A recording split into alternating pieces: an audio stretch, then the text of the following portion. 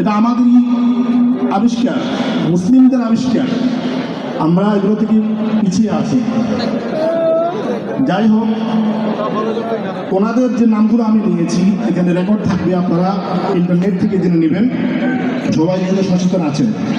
এখানে 6টি ধাপ, 6টি ধাপের মধ্যে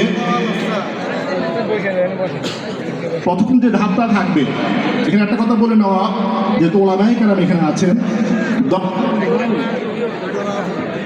দর্শে নিজামীকে পরিপূর্ণভাবে প্রাধান্য দেওয়া হবে। ওটা ঠিক রেখে পাশাপাশি প্যারালালভাবে বাকি সবগুলো চলবে। একজন স্টুডেন্ট নুরানি কমপ্লিট করবে, আমরা এখানে সময় নেব 5 বছর।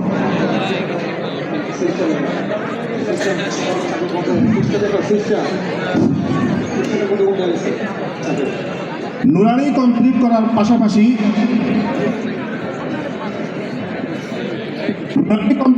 পাশাপাশি তিনি ইন্টারন্যাশনাল কারিকুলামে গ্রেড 5 কমপ্লিট করবে ইনশাআল্লাহ তাআলা।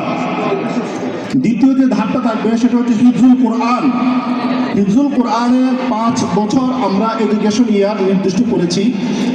প্রত্যেকটি স্টুডেন্ট সর্বোচ্চ 2 বছরের ভিতরে কোরআন মাজিদ হেফজ করবে।